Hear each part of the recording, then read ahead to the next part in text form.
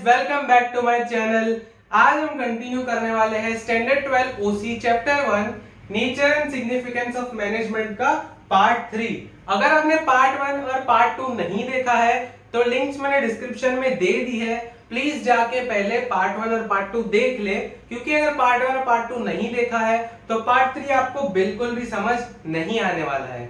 Okay guys, so let's start part 3। आज हम continue करने वाले हैं फंक्शंस ऑफ मैनेजमेंट से।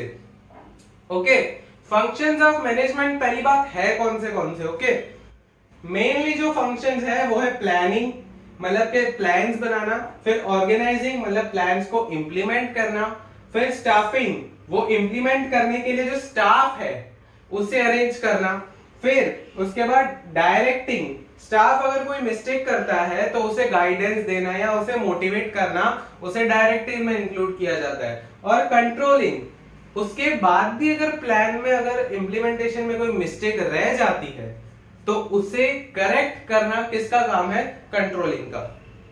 ओके, ये 5 बेसिक फंक्शंस देख लिए, और इसके साथ आता है कोऑर्डिनेशन जो हर एक चीज में हमें चाहिए रहता है।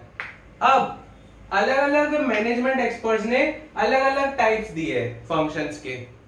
पहले है कून्स एंड ओडोनेल जिन्होंने 5 टाइप्स दिए है, और वो 5 टाइप्स हमने यहाँ पे देख लिए, प्लानिंग, ऑर्गेनाइजिंग, फिर उसके बाद स्टाफिंग, फिर डायरेक्टिंग और फिर कंट्रोलिंग। ओके, और उसके बाद आपको यहाँ पे पेज नंबर 8 पे सबके जो भी मैनेजमेंट फंक्शंस है वो दिए हुए हैं। जैसे हेनरी फ्योल है, हेनरी फ्योल में आपको दिया है प्लानिंग, फिर उसके बाद ऑर्गेनाइजिंग, फिर यहाँ पे स्टाफिंग नहीं दिया हुआ है, स्टाफिंग स्किप किया हुआ है, उसके बाद डायरेक्टिंग, कंट्रोलिंग और कोऑर्डिनेशन दिया हुआ है।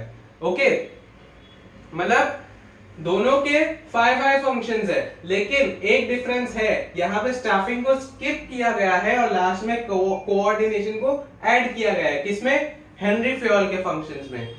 और पीटर ड्रकर के जो फंक्शंस है वो कुछ डिफरेंट ही है। पीटर ड्रकर के 3 फंक्शंस है। मैनेजिंग अ बिजनेस, मतलब के बिजनेस को मैनेज करना, दूसरा है मैनेजिंग द मैनेजर्स, मतलब जो बिजनेस को मैनेज कर रहे हैं उनको मैनेज करना। Okay, managing workers man and work. Okay, यहां पे क्या बात आ जाती है, जो एम्प्लॉइज है बिजनेस के उनको मैनेज करना और बाकी जो छोटा मोटा काम बचा है उसे मैनेज करना। तो ये थे पीटर ड्रकर के हिसाब से। उसके बाद लूथर गुलिक के हिसाब से 7 फंक्शंस है। ओके, उसमें ये 4 फंक्शंस आते हैं, प्लानिंग, ऑर्गेनाइजिंग, स्टाफिंग, डायरेक्टिंग। यहाँ पे कंट्रोलिंग को स्किप किया गया है, कंट्रोलिंग की जगह पे कोऑर्डिनेशन है। फिर उसके बाद रिपोर्टिंग और बजटिंग है। रिपोर्टिंग हमने पहले भी डिस्कस किया। अगर कोई हायर लेवल ऑफिसर है वो अपने से जो नीचे लेवल के जो ऑफिसर्स है उनको कोई टास्क देते हैं तो उसकी रिपोर्ट्स लेना उनकी रिस्पॉन्सिबिलिटी रहती है। फिर उसके बाद आ जाता है बजटिंग। बजटिंग मतलब कि सपोज कोई फाइनेंशियल ईयर स्टार्ट हो रहा है तो पूरे साल में हमारे कितने खर्चे होंगे, उसके सामने हमें कितनी इनकम मिलने वाली है। ओके, ये सब किस में आता है? बजटिंग में। ये सब हमें एनालाइज करना होता है। उसके बाद जॉर्ज आर टेरी ने सिर्फ 4 ही फंक्शंस दिए, उन्होंने भी स्टाफिंग जो है वो स्किप कर दिया है, planning, organising, directing and controlling. अब इन 5 के जो फंक्शंस है वो आपको याद करने पड़ेंगे क्योंकि ये वन लाइन के लिए बहुत इंपॉर्टेंट होते हैं।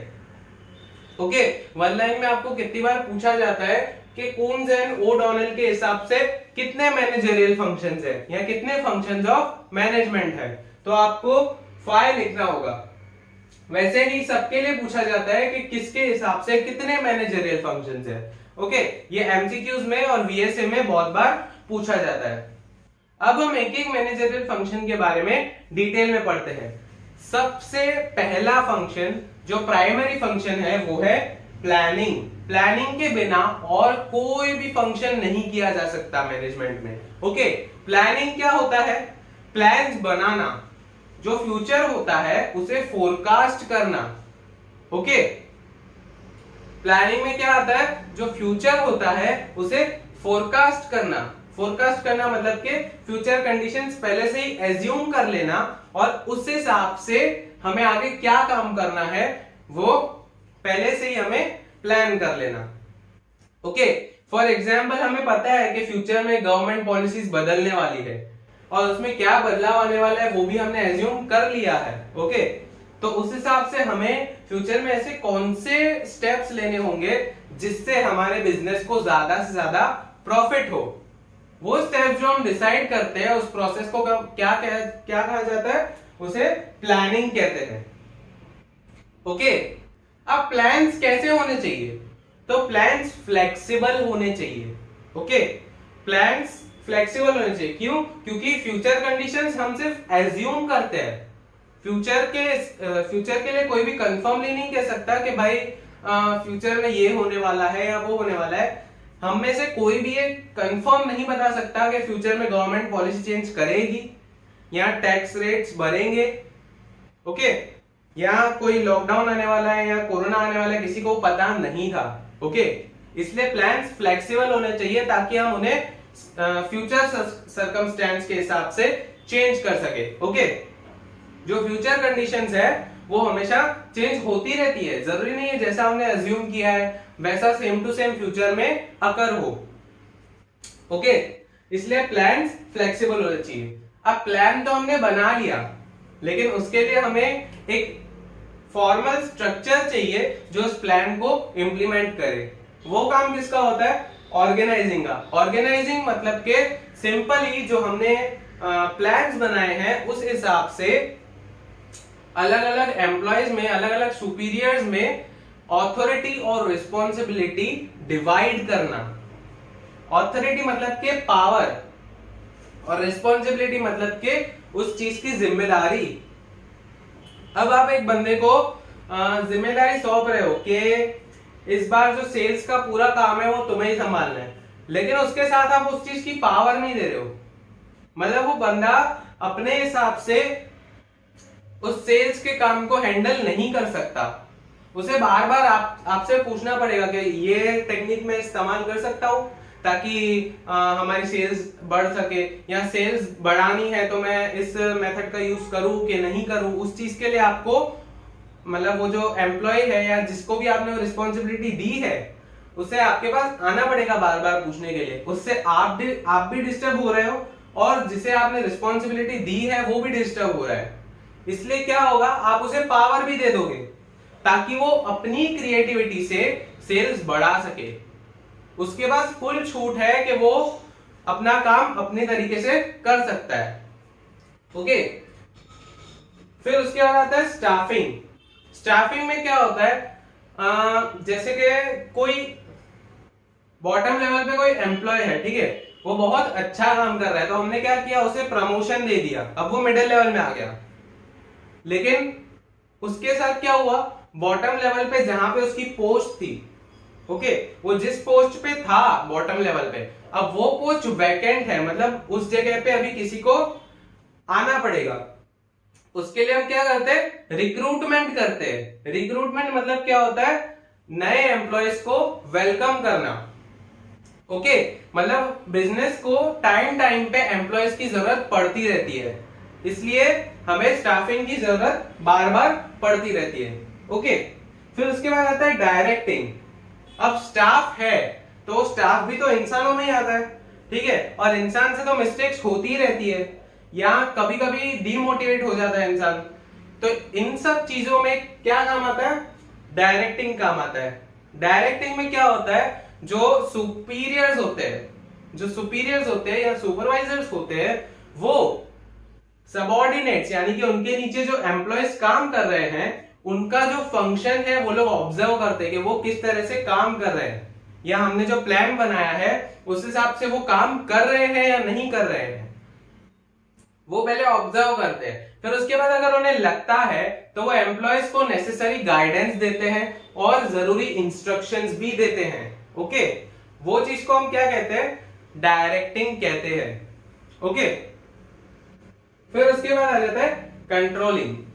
अब कंट्रोलिंग क्या है, हमने सारा काम कर लिया, ठीक है, अब हमें लास्ट में पता चलता है कि अगर हम इस मेथड से काम कर रहे हैं तो हमें लॉस हो रहा है या फिर प्रॉफिट कम हो रहा है, और अगर हम दूसरी मेथड से काम करते हैं या प्लान बी से काम करते हैं तो हमें प्रॉफिट ज्यादा हो रहा है।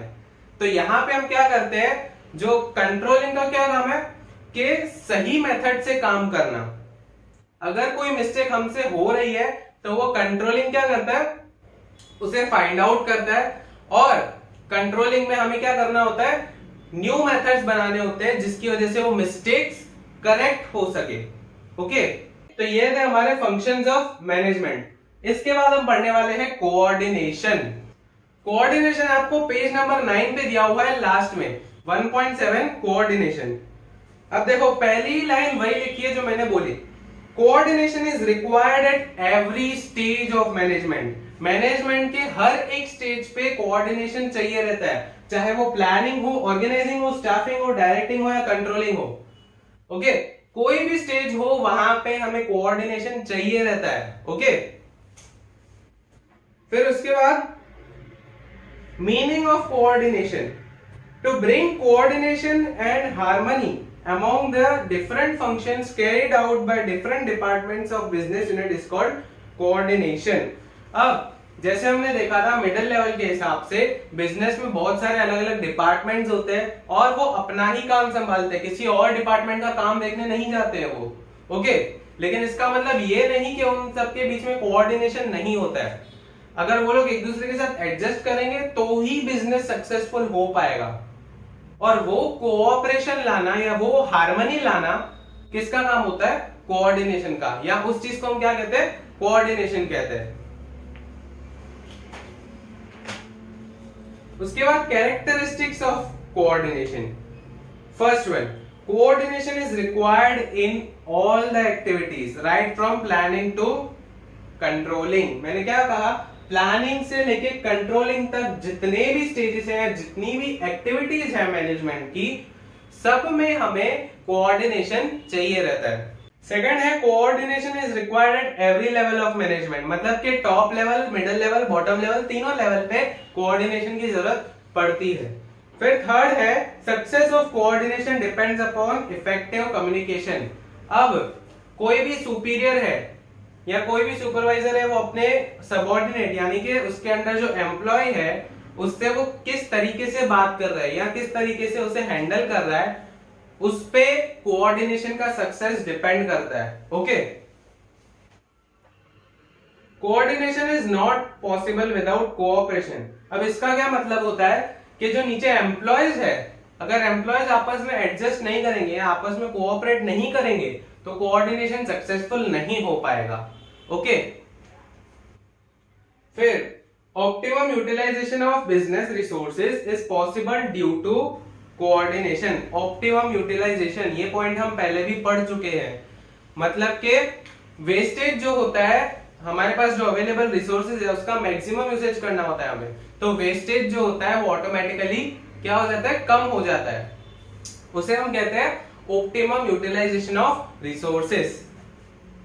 उसके बाद है, coordination is part of every activity of management, therefore it is considered as soul of management. ये जो लास्ट पॉइंट है, coordination is considered as soul of management, वो बहुत बार एक्सप्लेन द स्टेटमेंट की तरह पूछा जाता है 2 मार्क्स में और 3 मार्क्स में। ओके, मतलब लास्ट में भी इन लोगों ने यही कहा कि कोऑर्डिनेशन मैनेजमेंट की हर एक एक्टिविटी का पार्ट है। ओके, उसके बाद importance of management. Coordination makes managerial functions like planning, organising, directing, controlling et cetera effective. अब अगर कोऑर्डिनेशन इन सारे फंक्शंस में प्रेजेंट है तो ये सारे के सारे फंक्शंस बहुत ही इफेक्टिव होंगे, मतलब इनका ज्यादा से ज्यादा हमें फायदा हो पाएगा। फिर coordination makes possible all the business activities in an easy manner. अब बिजनेस की जो सारी एक्टिविटीज है वो क्यों इजीली परफॉर्म हो जाती है, क्योंकि सारे के सारे एक्टिविटीज में कोऑर्डिनेशन प्रेजेंट है, हर कोई एक दूसरे के साथ एडजस्ट कर रहा है, कोऑपरेट कर रहा है, तो फिर बिजनेस की एक्टिविटीज तो इजी हो गई ना।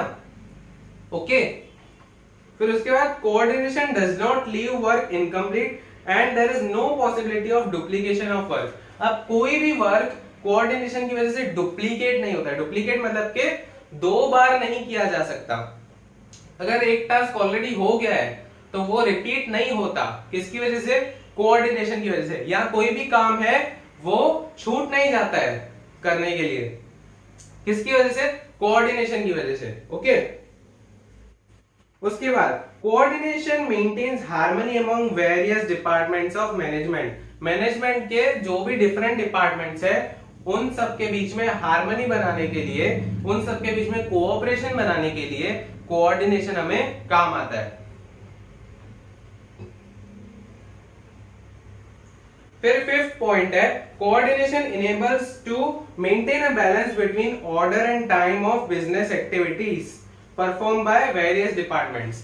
अब कुछ एक्टिविटीज क्या होती है कि वो सीरीज में ही परफॉर्म करनी होती है। Okay, for example raw material आता है, उसके बाद ही प्रोडक्शन चालू होता है, और वो प्रोडक्शन के बाद जो प्रोडक्ट तैयार होता है उसकी पैकिंग करनी होती है। ओके, तो उसमें पहले प्राइमरी पैकिंग चढ़ती है। फॉर एग्जांपल आपने कोई भी चॉकलेट का पैकेट देखा होगा, जैसे चॉकलेट्स है या एक्लेयर्स है, वो तो उसमें पहले एक एक चॉकलेट पे पैकिंग चढ़ाते हैं, फिर उसके बाद वो जो चॉकलेट्स है वो एक बड़े पैकेट में पैक की जाती है। ओके, तो ये ध्यान देना होता है कि वो डायरेक्टली बड़े पैकेट में पैक नहीं हो रही है, मतलब कि ऑर्डर ऑफ एक्टिविटीज वहां पे सेम होनी चाहिए। ओके, और वो टाइमली परफॉर्म की जानी चाहिए। जिस टाइम पे होनी चाहिए उस टाइम पे वो एक्टिविटी हमें कर लेनी चाहिए। वो हमें कौन सिखाता है? कोऑर्डिनेशन। फिर last point, coordination leads towards the accomplishment of pre decided objectives. Coordination की वजह से जो हमने पहले से ही ऑब्जेक्टिव्स डिसाइड करके रखे हैं वो कंप्लीट हो जाते हैं। Okay, so guys now let's move to functional areas of management. Functional areas चार टाइप्स की होती है। पहला होता है मार्केटिंग मैनेजमेंट, जिसका रिलेशन किससे होता है? जो भी प्रोडक्ट्स हमने प्रोड्यूस किए उसकी सेल्स बढ़ाने से होता है। ओके, मार्केटिंग मैनेजमेंट के चार फंक्शंस है जिन्हें हम 4 P's के नाम से भी जानते हैं। ओके, पहला है प्रोडक्ट और प्रोडक्ट मिक्स। प्रोडक्ट मिक्स में क्या आ जाता है? जो प्रोडक्ट का जो लेआउट होता है, जैसे कि प्रोडक्ट बाहर से कैसा दिखना चाहिए, उसकी साइज कितनी होनी चाहिए, क्वांटिटी कितनी होनी चाहिए, क्वालिटी कितनी होनी चाहिए। ओके, वो सब चीजें किस में आ जाती है? प्रोडक्ट मिक्स में। फिर उसके बाद है price. In modern times the customer aspects availability of a better quality of goods at reasonable rate. अब हर कोई कस्टमर क्या चाहेगा कि उसे कम से कम खर्चा करना पड़े और वही खर्चे में उसे बेटर क्वालिटी के गुड्स मिले। ओके, इसलिए यहाँ पे क्या बोला गया है कि कस्टमर रीजनेबल प्राइस पे कोई भी अच्छी क्वालिटी का गुड खरीदेगा। ओके, तो इसलिए प्राइस सोच समझ के डिसाइड करनी होती है कोई भी प्रोडक्ट की। ओके, और इसमें कौन कौन सी चीजें इंक्लूड होती है? Sales policy, credit policy, policy regarding discount. अब डिस्काउंट कितना देना है, सेल्स हमें कैसे करनी है, और क्रेडिट कितने टाइम पीरियड तक हम दे पाएंगे। ओके, वो सब चीजें प्राइस में इंक्लूड होती है। फिर डिस्ट्रीब्यूशन मिक्स, यहां पे प्रोडक्ट डिस्ट्रीब्यूट किस मेथड से करना है वो हमें देखना होता है। फॉर एग्जांपल हमें डायरेक्टली रिटेलर को प्रोवाइड करना है, या फिर बीच में एक होलसेलर होना चाहिए, हम होलसेलर को प्रोवाइड करेंगे।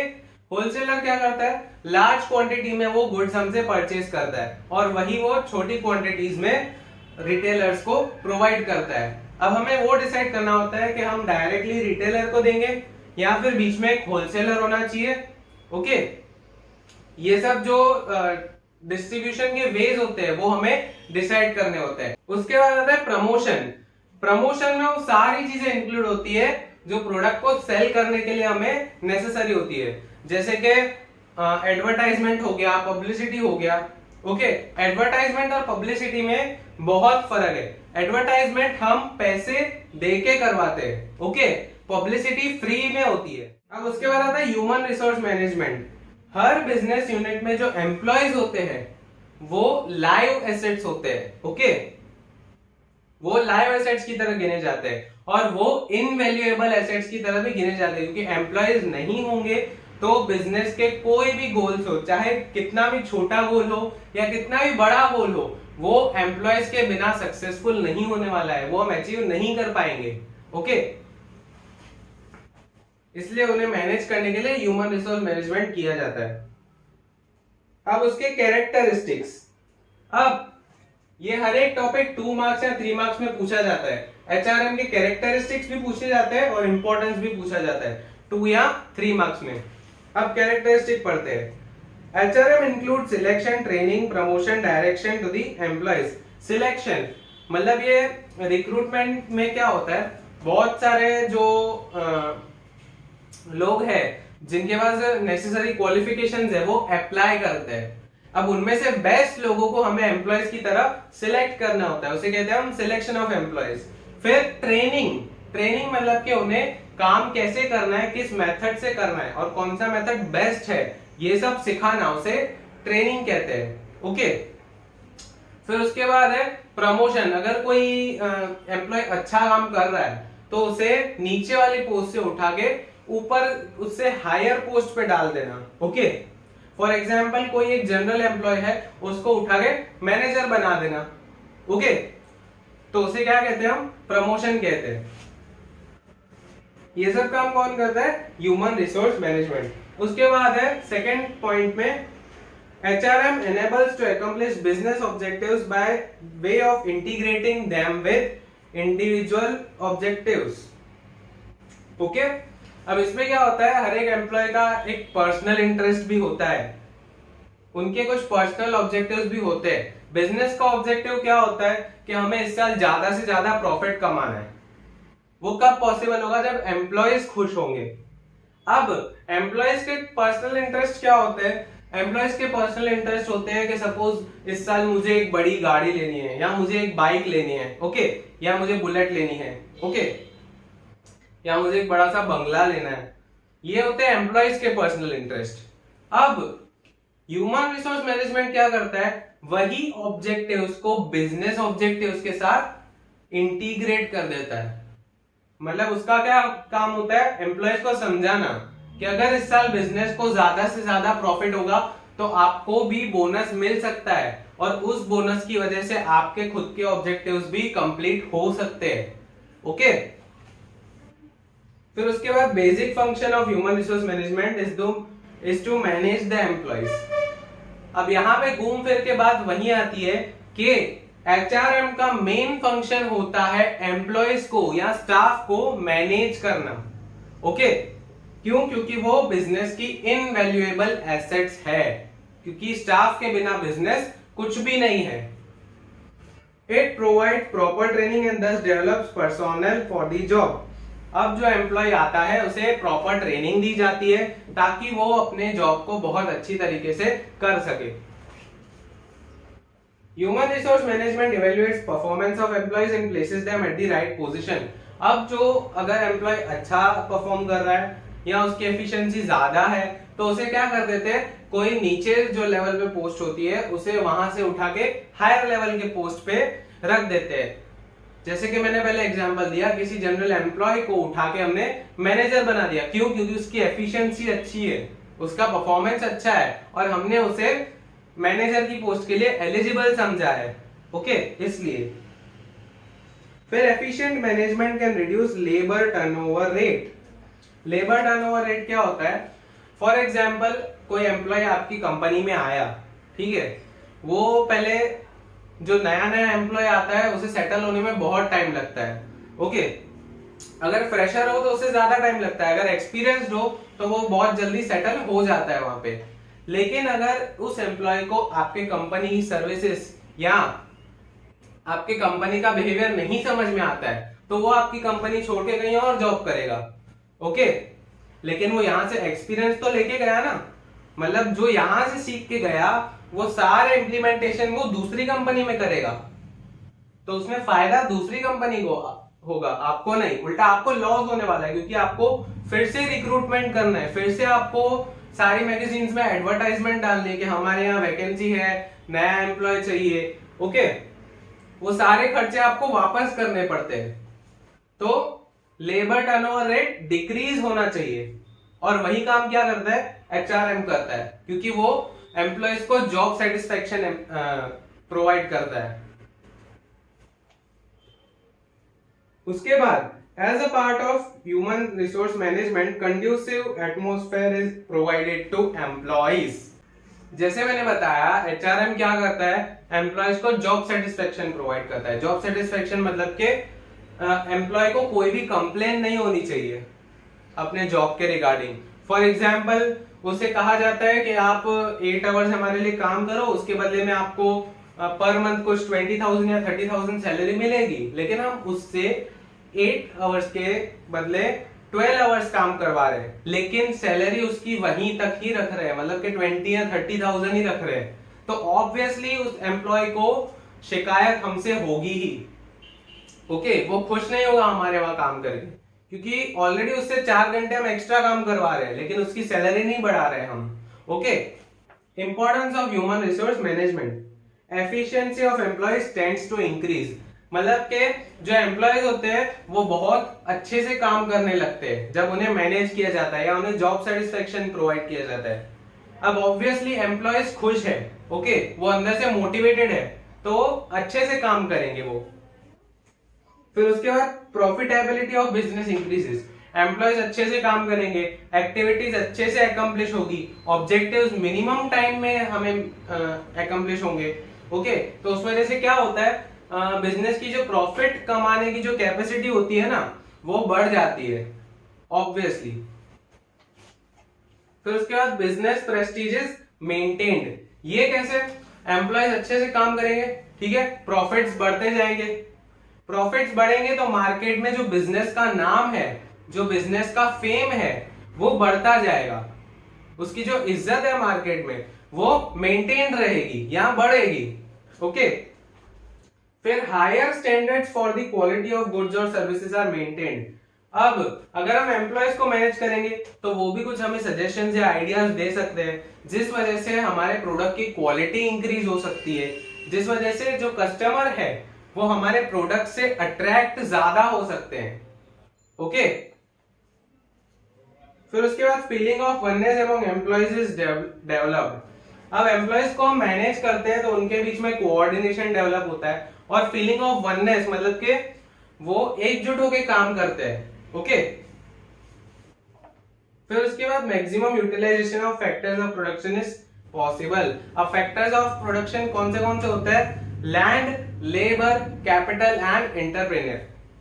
ओके, अब ये चारों फैक्टर्स ऑफ प्रोडक्शन कब अच्छी तरह से यूटिलाइज हो पाएंगे, जब एम्प्लॉयज एफिशिएंट होंगे तब. ओके, और उन्हें एफिशिएंट कौन बनाता है, ह्यूमन रिसोर्स मैनेजमेंट बनाता है. फिर job reduction in labour turnover rate is seen. ये पहले भी हमने डिस्कस किया कि अगर एम्प्लॉय खुश है, वो अपनी कंपनी से खुश है, तो वो उस कंपनी को छोड़ के दूसरी कंपनी में जॉब करने क्यों जाएगा. ओके, इस वजह से क्या हो रहा है, लेबर टर्नओवर रेट है वो डिक्रीज हो रहा है. फिर उसके बाद job satisfaction among the employees is enhanced. मतलब के एम्प्लॉयज को जॉब सेटिस्फेक्शन भी मिलता है ह्यूमन रिसोर्स मैनेजमेंट की वजह से. फिर due to HRM employees get job satisfaction which finally turns into an environment of industrial peace. अब एम्प्लॉयज को जॉब सेटिस्फेक्शन मिल रहा है. ओके, ओनर्स भी एम्प्लॉयज से खुश है क्योंकि वो अच्छे से काम कर रहे हैं. ओके, अब ओनर एम्प्लॉयज से खुश है, एम्प्लॉयज ओनर से खुश है, तो फिर उन दोनों के बीच झगड़ा भी नहीं होगा. इस वजह से क्या होगा, इंडस्ट्रियल पीस मेंटेन होती है, मतलब कि इंडस्ट्री में शांति बनी रहेगी और सारा काम अच्छे से हो पाएगा, सारा काम स्मूथली हो पाएगा. उसके बाद फाइनेंशियल मैनेजमेंट. अब फाइनेंस जो होता है उसे हम लाइफलाइन कह सकते हैं बिजनेस की, या तो उसका ब्लड कह सकते हैं. अब हमारी बॉडी में जैसे ब्लड है, अगर ब्लड सर्कुलेट करना बंद हो जाए तो हमारी डेथ हो जाती है. ओके, वैसे ही अगर बिजनेस में जो फाइनेंस है, जो फंड्स है, वो अगर सर्कुलेट नहीं होते हैं तो बिजनेस भी ठप पड़ सकता है. ओके, अब फंक्शंस ऑफ फाइनेंशियल मैनेजमेंट देखते हैं. तो एस्टिमेट द फाइनेंशियल नीड्स. कोई भी बिजनेस की फाइनेंशियल नीड्स कितनी है, मतलब उसे कितने फंड्स चाहिए रहेंगे आगे जो साल आने वाला है, जो फाइनेंशियल ईयर स्टार्ट होने वाला है, उसमें कितने फंड्स हमें चाहिए, कितनी फंड्स की हमें जरूरत है. ओके, वो सब डिसाइड करना फाइनेंशियल मैनेजमेंट का काम है। To make financial plans from the point of view of time duration, अलग अलग फाइनेंशियल प्लान्स बनाना जिसकी मदद से हम जो फंड्स है उन्हें एक्वायर कर पाए। फिर उसके बाद to prepare budget to allocate funds. Prepare budget, budget मतलब के इस साल हमें कितना एक्सपेंस करना है और कितनी हम उसके सामने कितनी इनकम आ रही है वो चेक करने के लिए एक अकाउंट बनाया जाता है जिसे हम बजट कहते हैं। फिर टू एलोकेट फंड्स, अब फंड्स हमने ले तो लिए, वही फंड्स को हमें एलोकेट करना है, मतलब कि डिस्ट्रीब्यूट करना है हर एक डिपार्टमेंट में, वो भी अच्छे से ताकि हर एक डिपार्टमेंट को एडिक्वेट फंड्स मिले। एडिक्वेट मतलब के जितनी जरूरत है उतने फंड्स मिल सके। फिर उसके बाद to decide capital structure and to select sources of acquisition of capital. Capital structure मतलब के हमें जो फंड्स है वो कहां से मिलेंगे, किस तरह से मिलेंगे, वो डिसाइड करना, उस चीज का स्ट्रक्चर बनाना। उसमें इक्विटी शेयर्स आ जाते हैं, मतलब के शेयर्स के थ्रू भी कंपनी अपना कैपिटल इकट्ठा करती है। उस चीज के बारे में हम नेक्स्ट चैप्टर्स में डिटेल में पढ़ेंगे। खास करके आपका जो चैप्टर 8 है फाइनेंशियल मैनेजमेंट, उसमें डीपली बताया गया है कैपिटल स्ट्रक्चर के बारे में। ओके, तो फिलहाल कैपिटल स्ट्रक्चर का मतलब ये होता है कि अलग अलग सोर्सेज से कैपिटल कैसे बनाना है उसका स्ट्रक्चर डिसाइड करना। फिर उसके बाद to carry out the procedure for acquiring the finance. अब हमने सोर्सेज डिसाइड कर लिए कि कहां कहां से हमें कैपिटल मिलने वाला है, तो सिर्फ डिसाइड करने से तो कुछ नहीं होगा, डिसाइड करने के साथ साथ हमें वहां से फंड्स अरेंज करके इकट्ठा भी करने होंगे। ओके, जैसे मैंने पहले बताया था प्लान करने से कुछ नहीं होगा, प्लान का इंप्लीमेंटेशन भी होना चाहिए। ओके, फिर उसके बाद to see that acquired funds are properly utilized and to keep control over financial activities। जितनी भी फाइनेंशियल एक्टिविटीज है बिजनेस की उसके ऊपर हमें कंट्रोल रखना है और ये देखना है कि जो हमने फंड्स एक्वायर किए हैं वो वेस्ट नहीं हो रहे हैं और अच्छे से यूटिलाइज हो रहे हैं। ओके, फिर to form financial policy, to plan for taxes and to make arrangement of assets. अब फाइनेंशियल पॉलिसीज बनाना वो किसके हाथ में होता है, फाइनेंशियल मैनेजमेंट के हाथ में। फिर उसके बाद प्लान फॉर टैक्सेस, अब टैक्स हमें अपने ही प्रॉफिट में से देना होता है गवर्नमेंट को, वो टैक्स देने के बाद हमारे पास कितना प्रॉफिट बचेगा, उसमें कितना हमें रिटेन्ड प्रॉफिट की तरह रखना है, कितना हमें डिविडेंड की तरह डिस्ट्रीब्यूट करना है, वो सब चीजें फाइनेंशियल मैनेजमेंट को डिसाइड करनी होती है।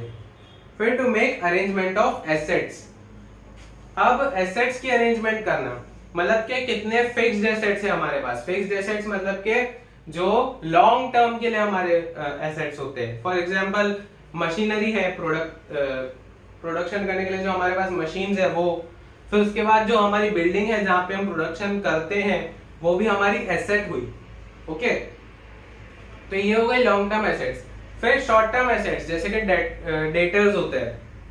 डेटर्स मतलब के जिनसे हमें पैसा लेना होता है वो करंट एसेट्स में आ जाते हैं क्योंकि वो कभी भी कैश में कन्वर्ट हो सकते हैं इमीडिएटली। ओके, तो वो सब एसेट्स की अरेंजमेंट करना किसके हाथ में होता है, फाइनेंशियल मैनेजमेंट के हाथ में। उसके बाद आ जाता है प्रोडक्शन मैनेजमेंट। अब इसमें जो पहली डेफिनेशन है वो बहुत बार पूछी जाती है, व्हाट इज प्रोडक्शन की तरह।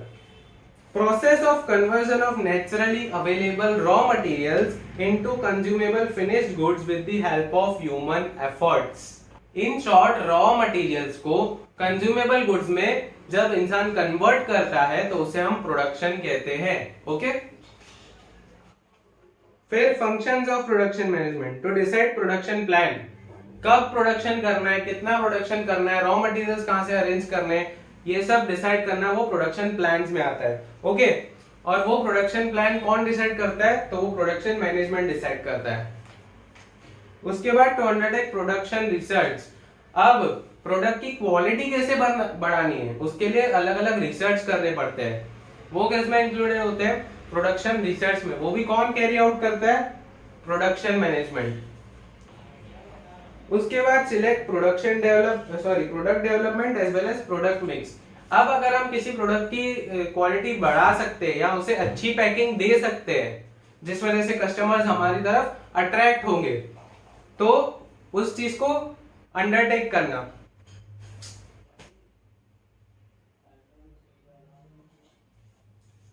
अब अगर हम किसी प्रोडक्ट की क्वालिटी बढ़ा सकते हैं, ओके, या उसको अच्छी पैकिंग दे सकते हैं जिस वजह से कस्टमर्स हमारे प्रोडक्ट की तरफ अट्रैक्ट हो, तो वो चीज हमें करनी चाहिए। और प्रोडक्ट मिक्स डिसाइड करना। प्रोडक्ट मिक्स क्या था हमने पहले भी देखा, साइज, क्वांटिटी, क्वालिटी, ये सब चीजें प्रोडक्ट के लिए डिसाइड करना, और ये सारे डिसीजंस भी प्रोडक्शन मैनेजमेंट ही देखता है। To select technology and machinery. अब किस टेक्नोलॉजी का यूज होगा प्रोडक्शन में या कौन सी मशीनरी हमें चाहिए रहेगी, वो भी प्रोडक्शन मैनेजमेंट डिसाइड करता है। फिर उसके बाद to take decisions regarding selection of location as well as layout. Location मतलब कौन सी लोकेशन पे हम प्रोडक्शन करने वाले हैं, ओके, और वो जगह का लेआउट कैसा होगा वो कौन डिसाइड करता है, production management. To estimate required material and other needs for production.